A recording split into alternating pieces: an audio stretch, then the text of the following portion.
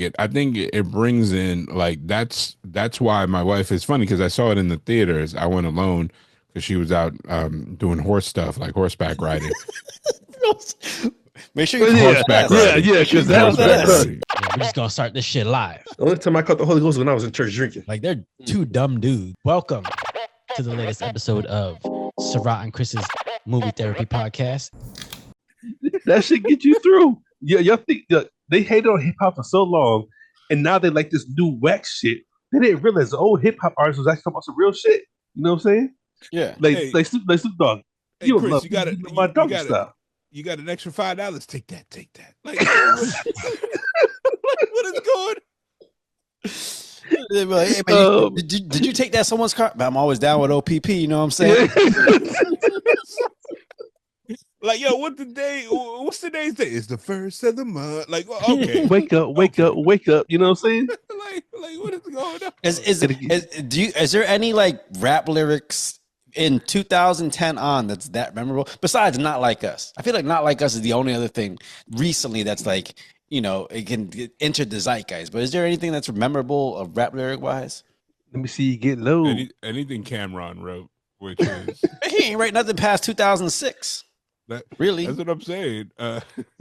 Listen, let me see you get like, low. I'm trying to look it up. It's the one he was like Laffy Taffy. Because I was like, what? Like, and it's if anybody else said these lyrics, they like rap is the only form of music where you can go up to someone, hey little mama, let me whisper in your ear.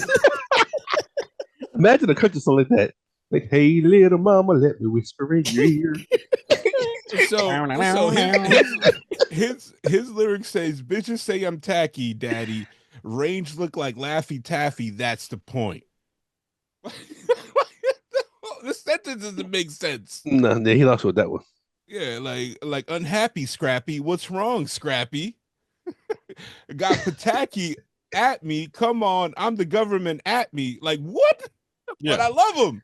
Like I can't put his music down. It's like I'm not looking for him, but if he comes into town, I'm like I gotta go. I gotta put on an oversized T-shirt, a leather in the summer T-shirt, like a leather in the summer for no some lemon reason. Jump earrings. Some lemon jump earrings. Yeah, like I get it. 50 Cent is the hardest rapper ever because he got shot 9 times.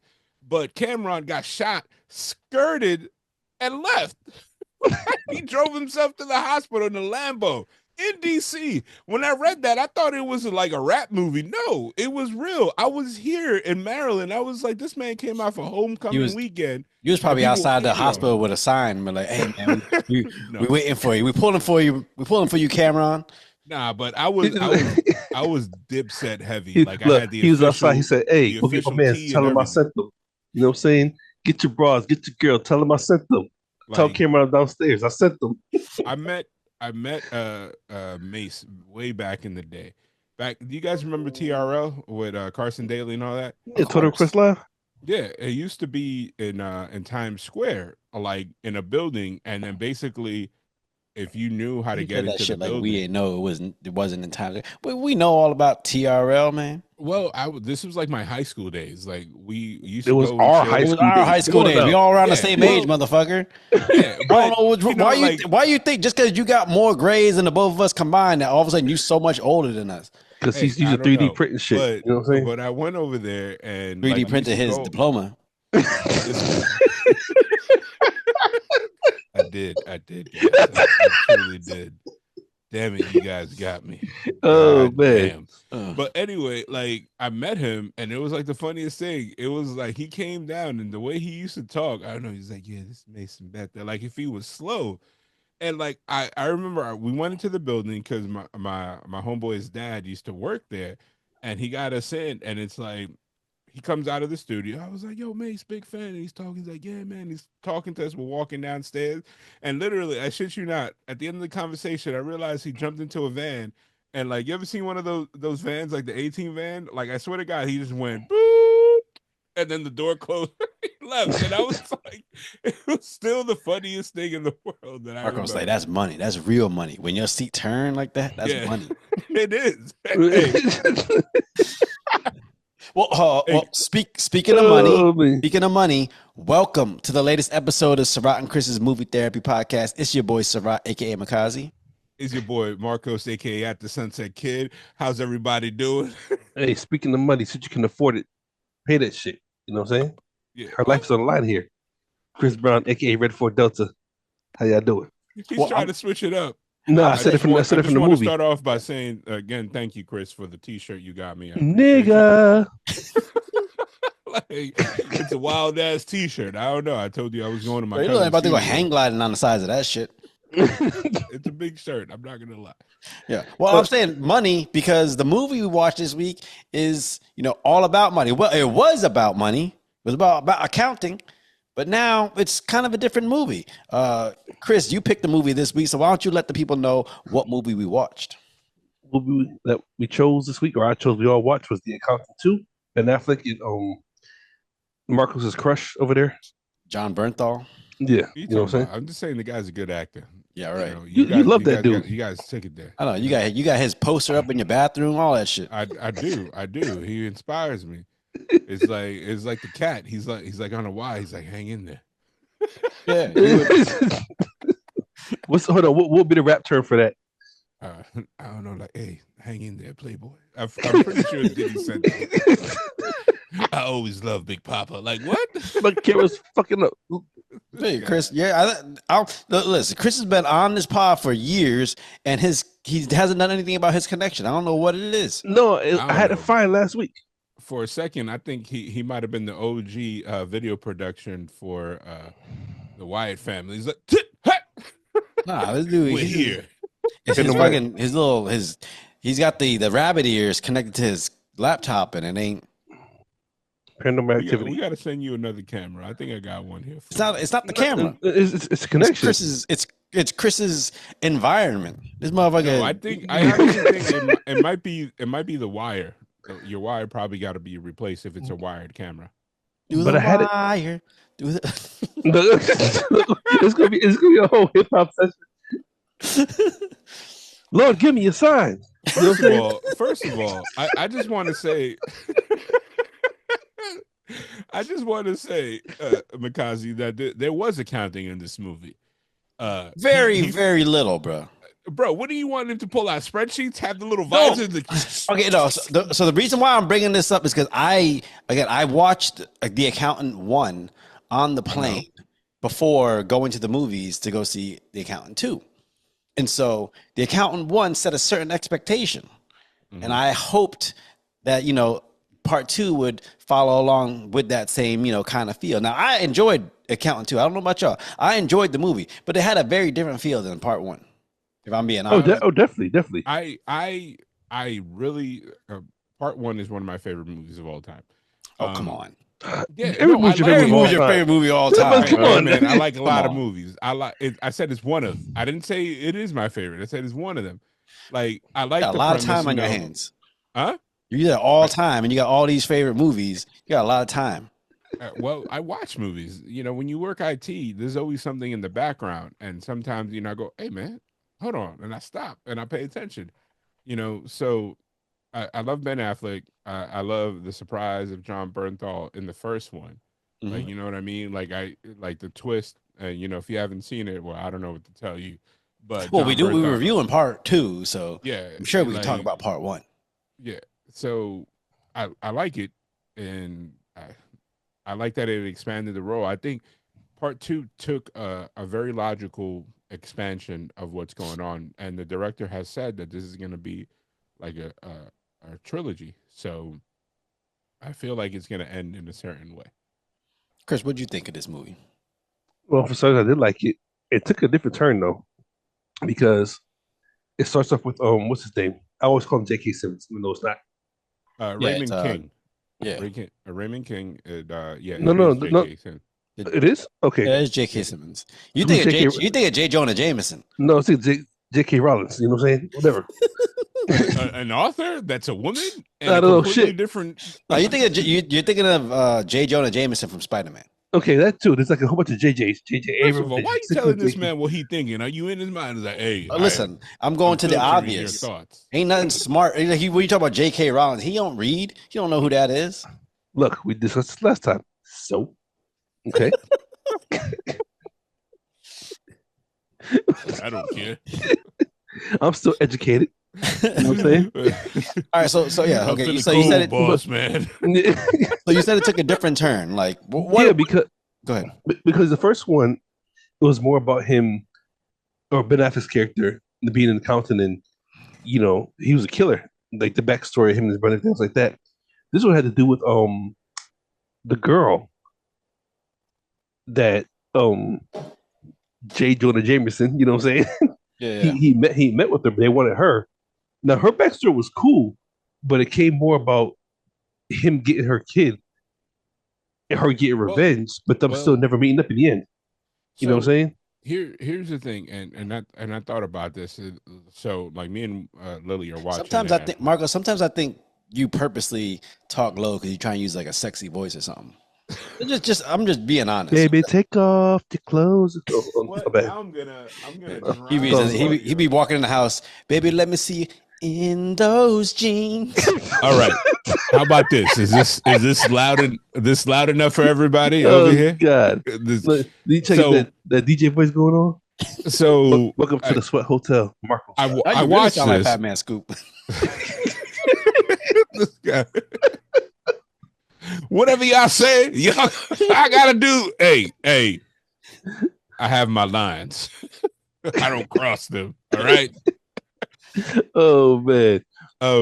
So I think the motivation, the shift, and so the way I understood it and the way I the plot, like, I thought about it and unfolded in my mind was that he was still doing what he was doing. Right. I think he went by Christian Wolf. That's the name that he decided on. I don't know if whoever got that was his actual name. Um, because I don't know if you noticed, John Bernthal's character didn't call him by his name, and he saved him at his phone as Solomon Grundy. Yeah. So Mhm. it might be another alias. And I remember in the first one, Christian Wolf was an alias of somebody that was a good artist, but was suspected to be on the spectrum. So I think if you notice in the beginning of the movie, he was still doing what he was doing. He was still being the accountant for illegal crime organizations, making money, and then at the end, after he had all the evidence, turning them in so the FinCEN director can actually get them arrested and all that stuff. Yeah. So he's still doing that. I think this was kind of like what they call like an outlier. Like if this was a TV show, is like the side quest, because the only reason he even wanted to participate in this is because Raymond King, which kind of became like a mentor to him, died. Yeah. Just like, in the first accountant, the guy that taught him how to be an accountant, remember in the prison? I think it was Jeffrey Tambray was his Jeffrey character. Tambor, the dad from Arrested Development. Yeah. So he has an affinity of like having these older people that are like, I don't know, like his the people that like his handler or something. Yeah. So once that was involved, she basically off of the Raymond King's request brought him in because he knew that because he couldn't say, hey, this is what I'm doing, that his mind will work in a way that'll figure out the puzzle. And that's where it happened. And I think he became more invested because at a certain point, Braxton and him were going to walk away, but he wouldn't let it go because of the kid. The picture, again, harking back to the first movie, the kid looking away from the camera, kind of like it's a sign. And I asked my wife, she works with people on the spectrum. That's like what her profession is, as an educator and everything. And she says, yeah, like this movie is not making fun of it. Like these are legit, traits that they have. So that's at the end of the day, I think Christian, that's what made him stay. Like he already discovered what was going on, but then the kid was what locked him in. And I don't know if you saw. I know you've done a lot for individuals on the spectrum, Mikazi. Yep. So what was I telling? And I can't wait for us to finish the movie. Is the part when the children at school were kind of doing the mission, and they were trying to I have stop my him. thoughts on that. Okay, but they were trying to stop him, and then Christian was like, "They got to finish because Yeah. if you interrupt the process with somebody on the spectrum, that could be very traumatic, and it leads to stimming." Which I'm kind of happy that they left it off in the second movie because it went really heavy in the first one. Yeah, You know, when he was hitting himself, and you know that's for them to calm themselves down and everything, something that he needed. yeah. But But here's my thing. Here's my issue. And again, like I said, when I said the second movie had a different feel than the first movie. If the first movie was an adult drama, the thriller, adult drama thriller, it felt like the second movie was kind of like a PG-13 accessible version of it. It's a little more funnier. Was it PG-13? No, I'm not saying it was, but like Oh, if you had to put those two next to each other, it looked like they tried to go a little lighter, a little funnier, a little more comedic. And I don't know if it had that same feel as the first one, you know? Okay. Well, The first one was more intense. Well, Yeah, definitely. The first one was more intense. You got to see Christian Wolf and all his quirks and like kind of what made him good at what he does. But then in the second one, you know, he kind of just took a back seat and let everyone else do everything. Because he got a piece of shit ass brother. No, but I'm saying like No, I'm joking. I want to see joking. him. I wanted to see him kind of do his same. It's like saying if you watch The Bourne Identity and you kind of see what Jason Bourne goes through in the first one, then all of a sudden, if the second one, he just gets a partner and lets the partner do everything. But no, okay. Go Uh, ahead, Marcos. I think it's because we know the director wants to make a trilogy. I think the first one was completely about Christian. The second one was expanding on his brother's character, which is literally what made me like this movie a lot. Like their chemistry, like I would believe that they're brothers, or at least that they're good friends. You know what I mean? John Bernthal, he rarely gets to do the lighthearted stuff. Yeah. He's always like the super intense action guy or like the dramatic role. But it was cool. Like even the introduction scene and then their banter, it didn't feel forced. I was like, okay, I could watch a whole movie about this. Like, you know, you didn't even need the action. It's just them talking shit and him trying to understand his brother. Like that is real to me. Okay. See, okay. So Marcus, you got any siblings? Yeah, I'm the youngest though. So I have, well, me and my sister are the surviving siblings. I had two older brothers. They passed. Okay, gotcha. So okay, but you got a sister. And Sarah, I know you got siblings. Yep. And Yeah. I got siblings, you know what I'm saying? Mhm. No, look, I call you my brother all day, every day, you know what I'm saying? Well, me and Corey get together, we are liable to do a bunch of dumb shit because we know we got each other's back. Mhm. Yeah. You know what I'm saying? If we going down together or we going to thrive. So that whole bar scene, I feel like to me that was real. Because if you got somebody like, okay, like when me and you go out, you know you're on parent mode because I'm gonna do some dumb shit. Mhm. And I know I can do dumb shit because I got you on parent mode. Yeah, let's exactly. be real here, you know what I'm saying? Yep. So for brothers to get together, he felt like, okay, I can let loose for a minute.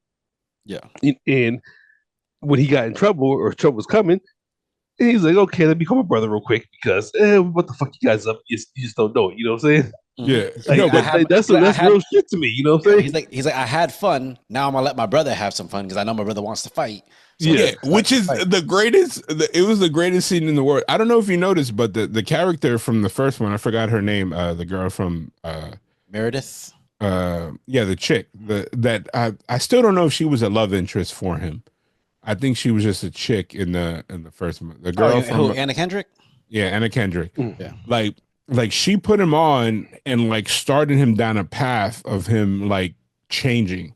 Yeah. Which is why we saw him trying to like develop more acceptable emotions, and he was dealing more with him being on the spectrum, and he was kind of defending himself. He's like, well, your mind and my mind work different. And then he was talking to his brother like, well, this is just how I am. Yeah. Like, you know what I mean? And the fact that he was like, okay, like I completed my mission. Like I wanted to flirt with this girl, but he could have easily handled those guys. But he was like, he like you said, he was like, oh, wait a minute, let me stop. Like I know my brother, he's been itching for this. Like since we got here, like, hey, go ahead, hit me. Like he set him up. Like it was funny. Yeah. And I love that real scene. that's real simple shit to me. You know what I'm saying? Okay, but here's my issue. My issue with the movie wasn't their relationship. I thought their relationship was dope. Actually, after that bar scene, I was like, I could actually watch a movie with just them, no action, just them hanging out, like Rain Man or some shit like that. Yeah. I could definitely watch that. But my issue was that, like, in the first movie, again, you watched Christian Wolf break down, put all these puzzles together, break everything down, figure out, like, you know, how he approaches his clients, and that's why he's so dangerous. But then in this one, he just makes a phone call, and then you watch the people at the Harbor Institute do everything, and he just kind of sits there. And then the lady from the fucking the detective lady, the one that's from the from Vincent. yeah. Yeah. In the first movie, she was brought in because she's also maybe slightly on the spectrum, and she's good at breaking down puzzles and stuff like that. So that's why she was brought in to try to catch Christian Wolf. In this one, she was just a dumbass. She ain't no shit. No. I'm sorry. She had to play the straight person that had to like move the story along. Like, why would you do certain things? But in the first movie, she is smart too. So I don't know why she is smart, but they made her seem like she didn't know what she was doing at all. No, it wasn't that she's by the book. Because think about it. Like, even with J.K. Simmons, he came up to her.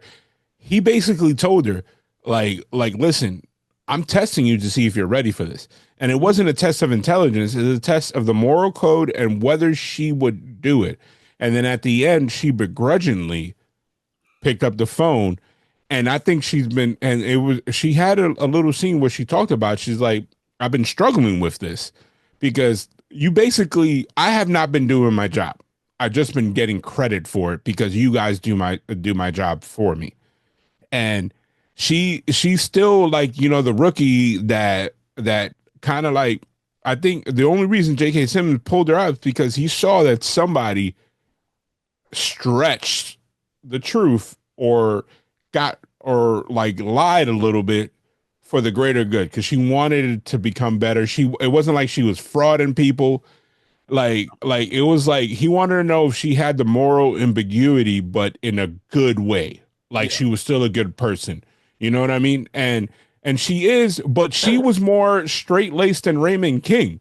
Like, because even I get that. All I'm saying is she came across as a much smarter individual in the first movie than in the second movie. In the second movie, you would have thought she was the bumbling detective that needed help for everything. I politely disagree, because she found don't politely fuck him. She found she found Edith. She found her. It was her. It wasn't the center that found her. It was her. She went on that hunt, spoke to that doctor, put two and two together. And then when the girl grabbed the files, then she went in and reported to Christian. But that was all on her. It was her pure detective work. And she didn't have all the facts. Like, think about it. Like, Christian came in with a loaded deck because he recognized the murders, because chances are, based on his past, he worked with every cartel that was identified in all the pictures. First of all, the brother's like, nah, he didn't do that one. That shit was funny. She didn't do this one. Because I know for a fact that she didn't do that. He's like, I'm just saying, I just want to put it out there. Yo, Lily let out a funny, like, it was like a wholehearted laugh. What the scene when he's eating ice cream and she was like, please don't kill me. And he's like, why would you think that? Like, what have I done to lead you to believe that? And then they pan out and you see all the dead people. Like, God. He's like, some people, man. Yeah. I think he's on the spectrum too. What do you think? What? Definitely. They come from the same cloth. You know what I'm saying? But the same training. Well, the thing is, he might be, but it's also because he grew up around his brother that he probably picked up some of the traits from his brother. But that is how your families are probably like this, but that's like how Dominican and Hispanic families are. Well, my family, first of all, my family is not Dominican and Hispanic, so. Well, you know what I mean. I'm saying, I said maybe your family is like that, but like the whole, 5 feet. I'm talking about the whole bitching and moaning. That phone call between him and Christian, Braxton and Christian in the beginning of the movie, that's me and my sister. She'll be like, no, I can't do this. I can't do this. I'm like, no. And then the one thing that I asked her to do, she'll be there. And then it's like, why the static? It's like, he was there. He was there. Like, he hung up on him, and Christian was like, no, he's gonna be there. Like, you know what I mean? It's like, bro, yeah, that shit is hilarious. It's like this real simple shit. Like, you want to go back to what was it? Wolverine when him and Lee Sabretooth? Schreiber, yeah, Yeah, Sabretooth, and Sabretooth hits it with like nobody killed you but me. It's like we might hate each other, but I'm not gonna let you die. Nobody's yeah. gonna kill you but me. You know what I'm saying? Like, Yeah. I mean, that's what I got from the movie. But no, but okay, okay, correct me if I'm wrong. Didn't the first movie feel like a more intense psychological thriller than this one? This Oh, one felt more definitely, like an action comedy. definitely. Being honest. This was I feel like this second one was more of a procedural that leaned more on the dynamic, the humorous dynamic, and there was kind of like it's kind of like they were never in danger. Like, Yeah. you know what I mean? Like, you felt bad for anybody that came across the two brothers. Yeah. Like, even when Braxton got shot, I was like, he's gonna live. I was like, this doesn't make sense for him to get shot because they didn't have like a grudge to get through. Like, it would have made sense if Braxton would have died in the first movie, Yeah. like because they reconciled then, and then he would have gotten a stray bullet from one of his guys there. That would have made sense. So I knew they were both going to survive, and it was like I Like, just the one thing I didn't like is that the guy that was the son or the hitter for the fish guy. I Mm. felt like he was OP'd for no reason. Like he was just like a normal dude. You didn't really understand how he got his training. And like for him to like shoot Braxton, I was like, that's weak sauce. Like, I you know what I mean? mean, Like, I think his character was justified because when they go through the depths of the girl, they were looking for her. They were looking for J.K. Simmons. You know what I'm saying? yeah. yeah. So, and then her backstory, which to me I thought they could have been more in depth. Like when they narrowed it down, I thought it was good. I Yeah. think she's But gonna be but in part three if it gets greenlit. I still feel like something was missing with her. You know Yeah. what I'm saying? Yeah, I feel like you didn't really get a connection with her to the point where you felt for her story. Like when you Yeah. saw the reveal, it was awesome. Mm. It's like, oh, that's actually really fucking dope. But like you didn't really, you weren't cheering to see if she, made it through her mission to try to get the people that fucked her. Mm.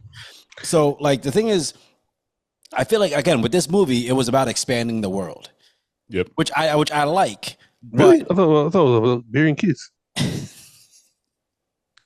you know, all the kids run out the bus into a hole just to get back out the hole, run back to the bus. I'm like, Yo, like day. I would have been the one kid, like, yo, the kid on the spectrum, he was the smartest kid out of all of them. Because he's like, I'm not gonna jump out and get into a hole. The sound this doesn't add up. But I mean, but that's part of the movie too, because he was the one that they was getting to go to the whole Harbor Society. Yeah, You know what I'm saying? Which I thought was dope.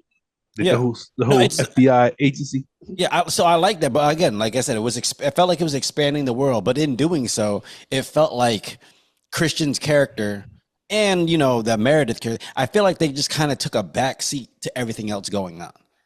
Yeah. And that's kind of like if you're watching a Jason Bourne movie and then like you're just watching everything else going around, then all of a sudden Jason Bourne kind of just pops up here or there. Like it kind of doesn't feel like it's that person. Or that's why I think to me it felt like a different movie because it wasn't focused on Christian Wolf. It was focused on everyone else. Like the amount of times they showed the Harbor students doing stuff, I kind of wish it was just that computerized voice on the phone. But I like the idea of it. But just the idea that, hey, he's got this computerized voice on his phone. You don't know who it is. You don't know where it's coming from, but they have, access to everything. To me, that's dope. Like, don't show it in the third and don't show it in the second movie. Show it near the end of the third movie or something. I kind of like it. I think it brings in like that's why my wife is funny because I saw it in the theaters. I went alone because she was out doing horse stuff like horseback riding. Make sure you horseback riding. Because that was I immediately was like, one of these motherfuckers is going to say something fucked up, and I'm going to be pissed. Oh, you said we just pointed out. Okay, so look, we are crazy and heartless, but we respect the white lives. So I yeah, the white wives. So I literally she texted me. She was like, "Hey, what movie are you seeing?" Because she thought I was gonna go see The Amateur, and I was like, I have a weird thing that once a movie's been in the theater for more than 2 weeks, like I feel that once I see it, it's gonna be like on digital streaming the next day, and I'm gonna be like, "What the hell?" Like I just paid for this. So I said no because Chris had suggested this to be the movie, and she she hit me with the sad face, like, oh, I really like the first one. I couldn't even bring it. Then I read an article that the second one expands on the world and they show more kids on the spectrum. And I was like, okay. I was like, well, you gonna write a thesis on it? She was like, I was like, we go back. And she was like, no. But then I surprised her yesterday because there's a clear copy out there that I happened to get my hands on, and she was like, oh, I really like this movie. Like she was into it. So yeah. But okay, so but the thing is, I appreciate the expansion of the world. I just feel like because they were doing all that, you lost Christian like doing what he does in order and being good at what he does. Like, I feel like he wasn't the star of this movie. Yeah, like you didn't get to see him do his whole like lock in. Like again, they did the same thing with the pictures where like, hey, you had it organized, you just didn't have it organized the right way. But it was so quick. Whereas in the first movie, you kind of got a sense of like that's how his brain works all the time.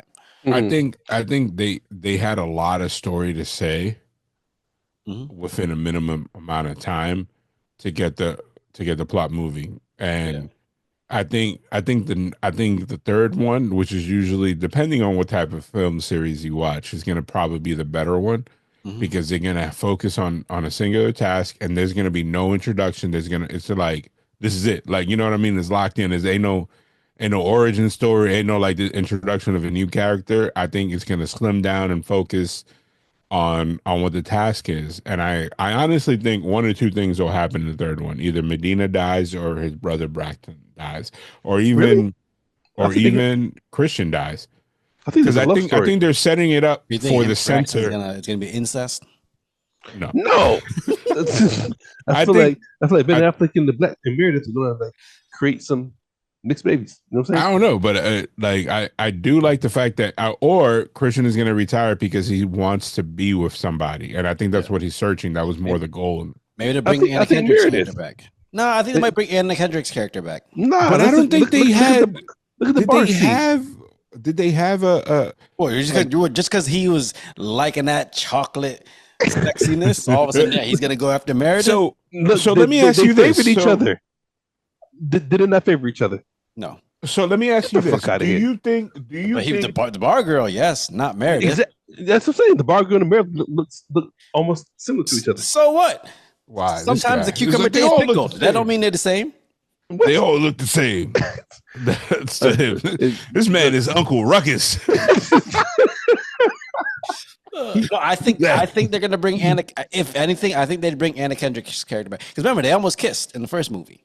But so that was the thing. Did that feel like a romantic a couple for them? I just think he saw her as one of his paintings. Like, you know what I mean? Something that he knows has a lot of value and is important to him.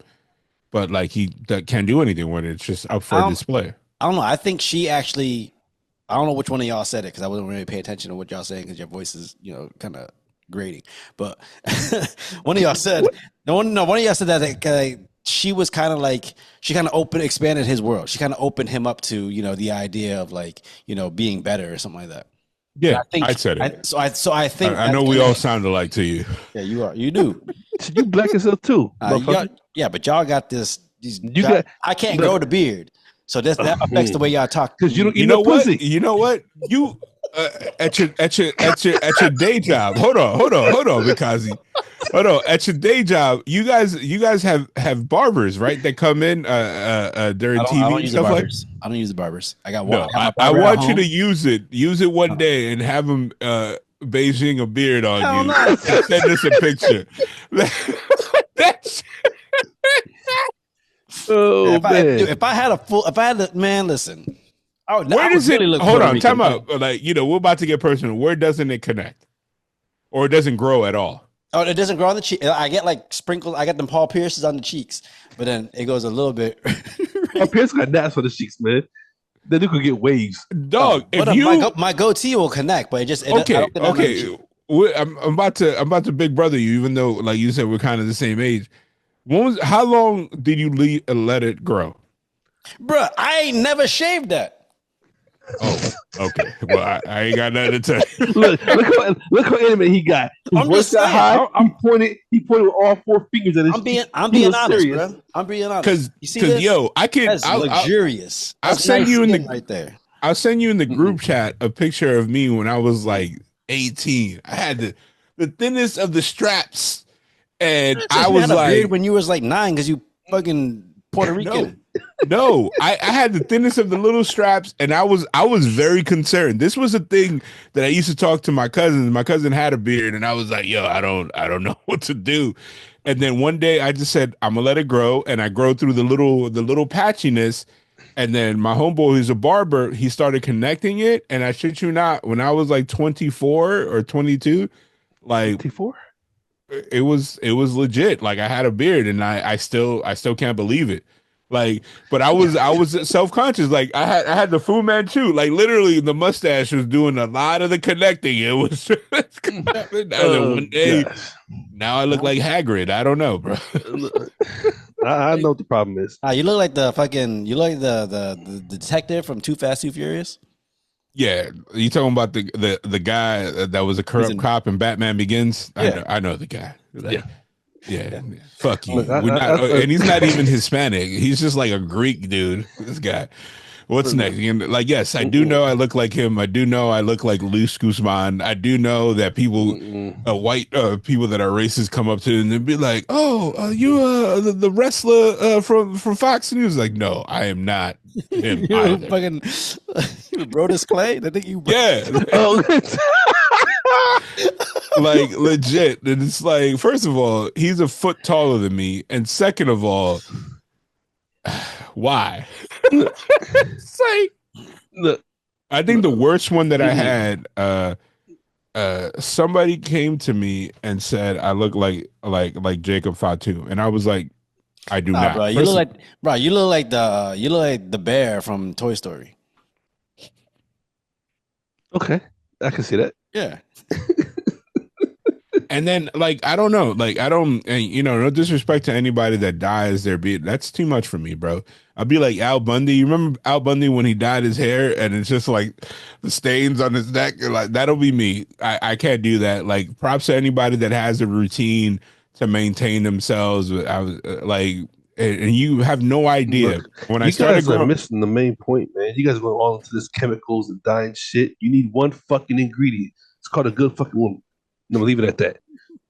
One first of ingredient. all, a good woman will give you. You just now reaching that in your life. You don't Look, have look, okay. toxic, but poisonous. Look, but look, Like I always knew, like all jokes aside, I always knew I was gonna have a lot of grays because my hair used to go blonde, like used to be blonde brown. And everybody's like, no, like it's like you can still see shades of it here. Like everybody should be like, oh my god, you have like a golden brown beard, and I was like, yeah, that's all fun and games now, but once that shit turns gray, people gonna be like, damn, like.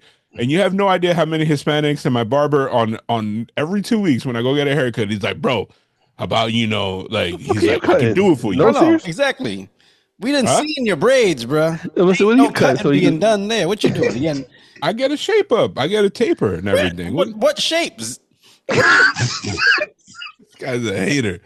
Like, I get a lineup, bro. I don't have the natural lineup. I can't do that. I date and I'm married a Caucasian woman, but I don't follow Caucasian hair practices. You know what I mean? Can't be out here Bradley Coopering and just letting the hair grow. Like it just grows the way it grows.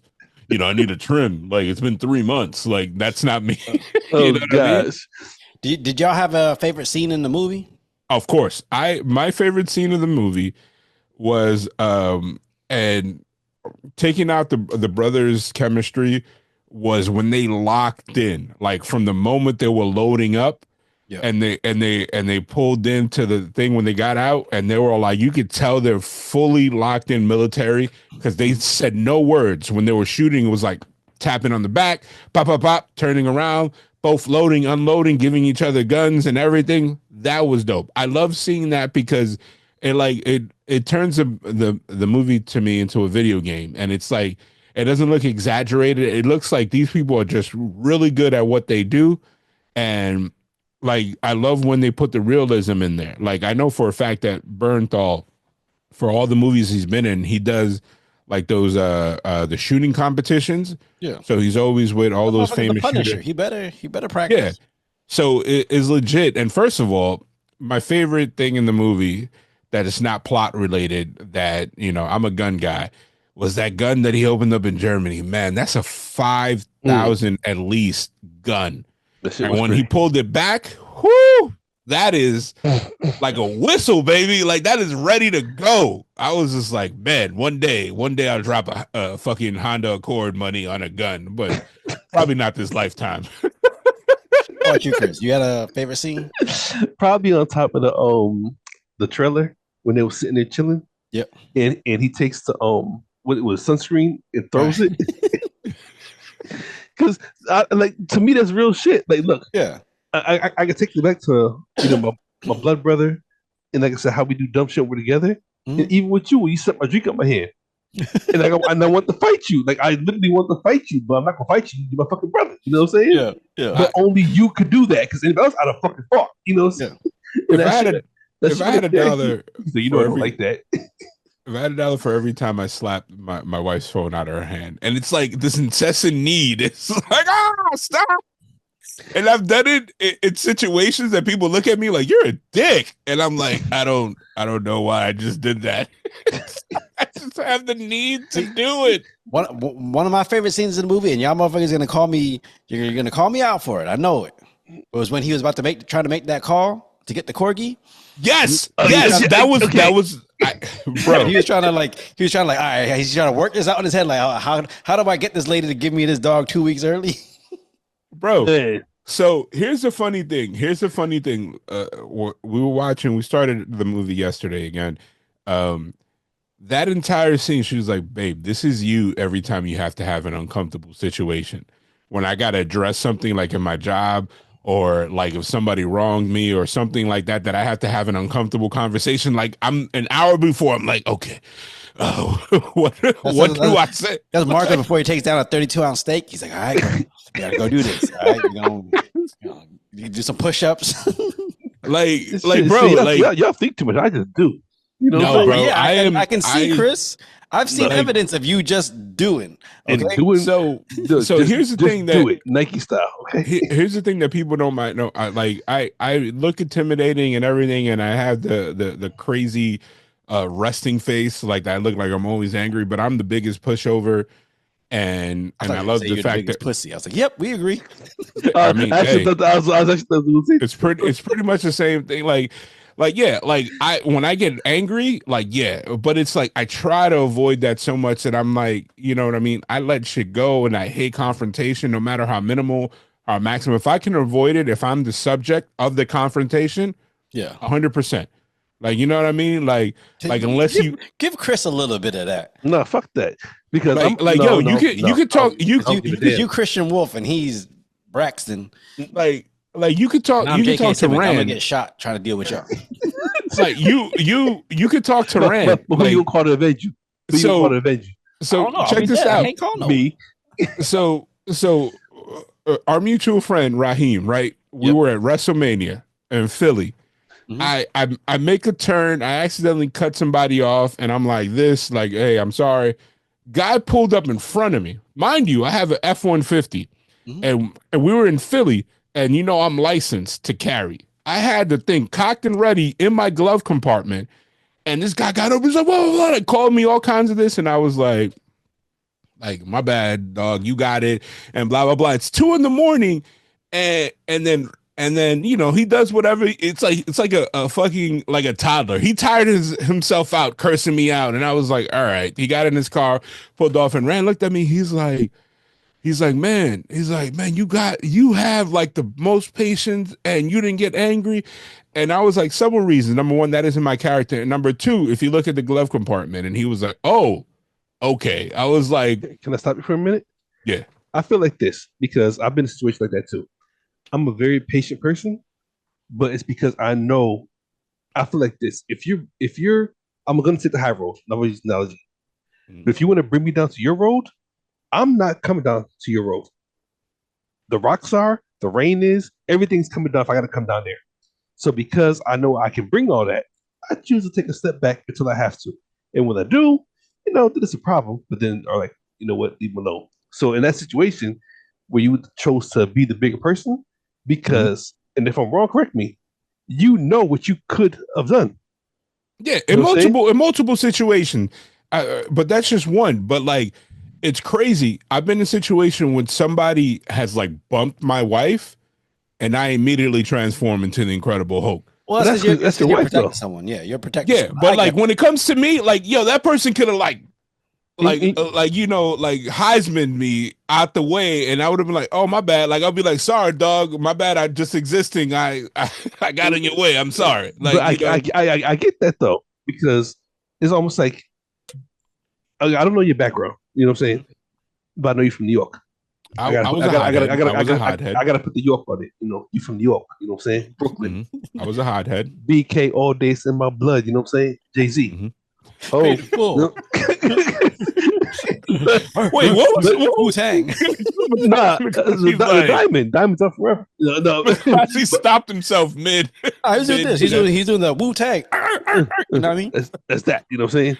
But go But ahead. now I'm saying when a person knows what level they can get to, they try to avoid it. Like Yeah. in my life, I feel like people have pushed me over so much because I choose to be the nice guy instead of becoming the bad guy. And then they're like, "Oh shit," and I'm like, "You asked for this. I wasn't trying to give you this. You asked for it. So I can take the bump on the shoulder and be, okay, cool, my bad, whatever. I'll be the big person. Yeah. If you want to keep bumping me, I'm gonna bump you back. And while you're sitting hitting with a Toyota, I got a Mack truck waiting for you. Yeah. So Just saying. like here's the thing, and this is something Jesus, that's what y'all need. like here's the thing, and I just need more. and the wife knows this. For ramen juice Is like my my entire life, and I think I told you this, because my entire life I've always tried to make myself smaller. Like, you know what I mean? Like not in the way Mikaze is, but like, you know what I mean? Like I try to like make myself unassuming. Dude, your beard is like 50 pounds by itself. No, but it's like, you know what I mean? Like, you know, I don't ever want to be the big angry guy. I don't ever want to be the big bully. I don't ever, like, you know what I mean? Like, I used to get suspended for fighting or like avoiding situations, and then people would assume that I was a starter. I remember I was at a house party. Nothing had nothing to do with me. And people come up to me like, yeah, and he started something. And then if it wasn't for my cousins, they were like, yo, he was sitting here chilling. Like, he literally did not get up from the you look couch. suspect. The way I always look like I fit the description. Like, you know what I mean? Or I look like I'm the like if us three walked into the room, they might look at you because you know you like they look at me like they look at me like I'm your guys' sponsor. Like no, and they'll look at me like, oh, he started something. Especially if I have my cornrows in or whatever, and I'm like chilling, like, oh, it's definitely that guy over there. Like, you know what I mean? Like so I always Chris got a face tattoo, Look, piercings. But the funny thing is, if we was all together, and then because I'm the dumbass of the group, I will probably admit that solid. You know what I'm saying? If they wanted to come in, but he started something, oh, he did. Oh, okay, we started something then, and I'm starting it. Like fuck it, we started something. And also what calmed me down. There was one time when we was at the club and Chris was dancing with this girl, and the girl came over, break out, stop. Like, what's wrong? We're like, oh, her man's here. We looked out, there was this dude on the windowsill just staring at us down. And I'm like, look, man, that's your girl. I guess you do that. But when I walked outside, I took my phone like, yo, whatever's gonna happen is gonna happen. I'm gonna say this. Sirach scares me. You know why? Because I really think there's a deep. He has Ginzu knives in his pockets. There's something hidden. There's something hidden in that little 5'4" man. Okay, I think he will really beat the shit out of somebody. My man is like Aqualad. He has like hidden blades that he just pulls out. Like, look, we was in the parking lot fucking around with. They had a baseball bat. He said that's child's play. They put it on samurai sword. I was like, oh. Wait, what? Come on, guy. I used to keep a samurai sword in the back trunk of my car. You probably still do. And the shit was sharpened. I seen the cuts. I said, ooh. So, no, I mean, he was so cool. He said, that's child's play. No. And his lips was moving like this. He said, that's child's play. Don't ever do that, first of all. Hey, second of all, that should be the screenshot for I should. Yeah, I might make that Chris a screenshot.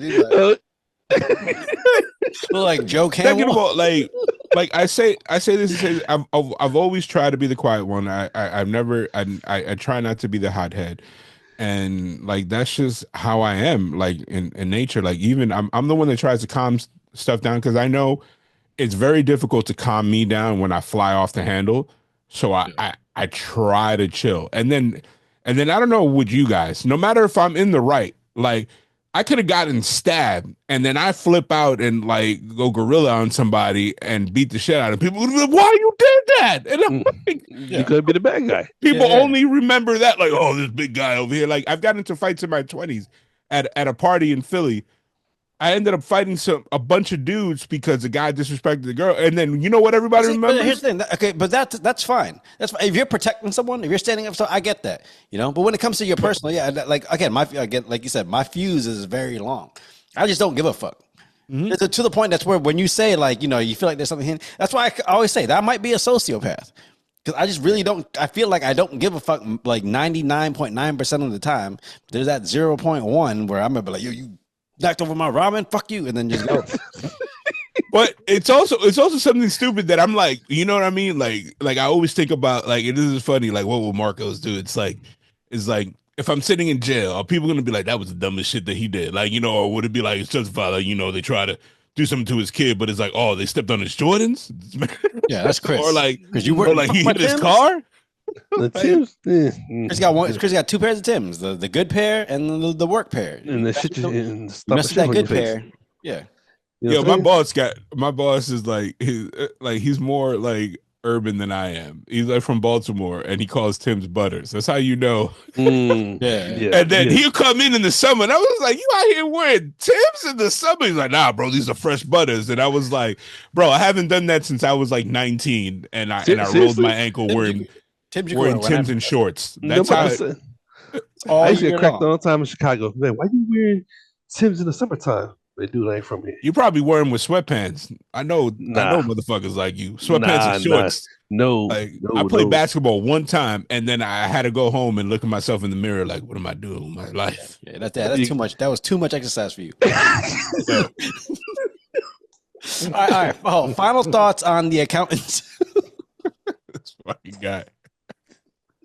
But we all know he did it like this. He had a bowl of noodles like this, like.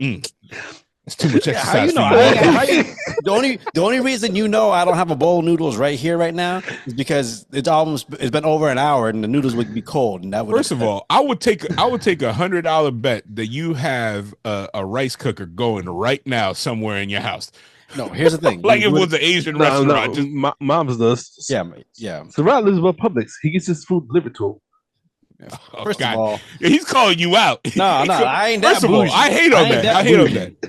I ain't that bougie. I might have my other stuff delivered. I might have a laundry person, but I don't. Hey, you know what? That's funny. The laundry thing, that threw me for a loop when I first moved to Maryland like 18, 19 years ago. In New York, when I was older, because I sucked at doing my own laundry and my mom refused to do it, like she's like, yo, you're not gonna drive over your laundry to my house and I do it. Like I'm not. If you can drive, then you should be able to do your own laundry, bro. But I hated it. I hated it. Fucking water. I hated it. In New York, you have to go to a laundromat. So I used to just go to a laundromat that you drop it off. It wasn't more expensive than the laundry machine. And then over here, it was with this stupid shit by pounds. And I was like, what? Yeah, right. We do it by pounds. Yeah. I can leave that shit on my doorstep. They pick it up, wash it, fold it, bring it back. No. See, Ciroc more time to do more things that I like to do. Ciroc got the Asian connection. That's what it is. You know what? Just because my uncle runs the place. Thanks for reminding me, Ciroc.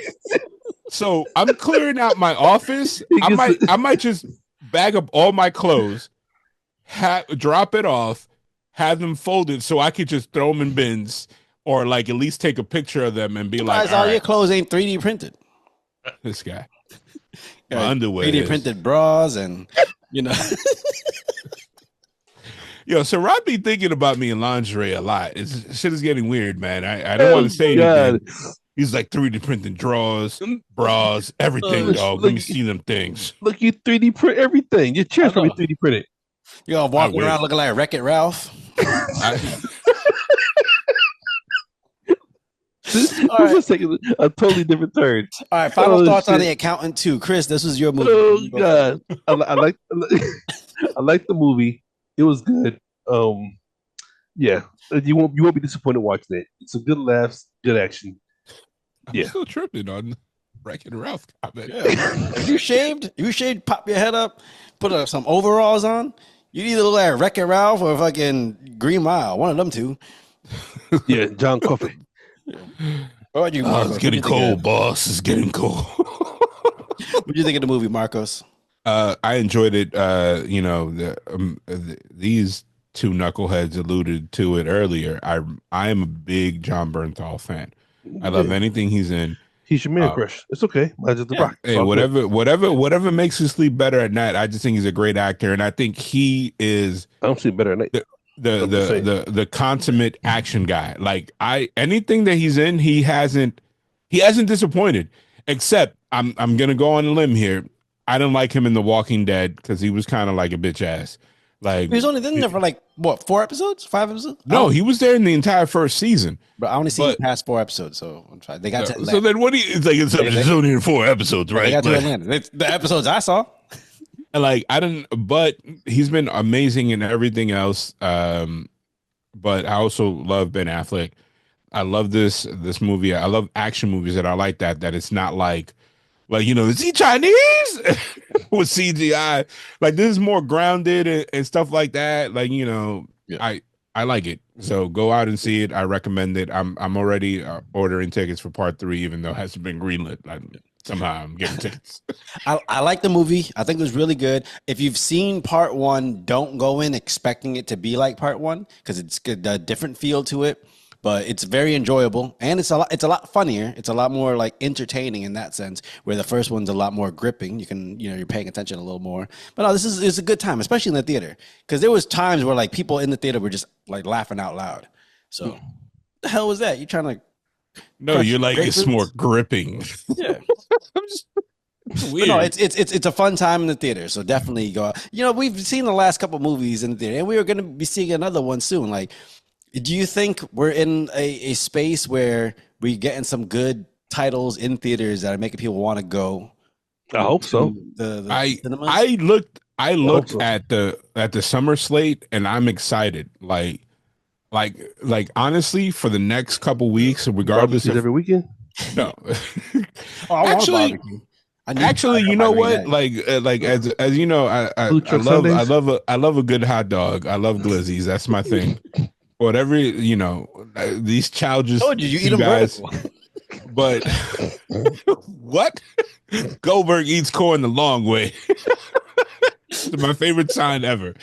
I don't know, have you guys ever seen that? No.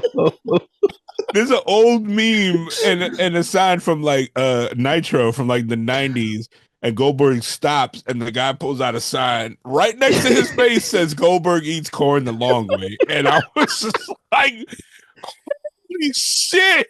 Wow. Oh shit.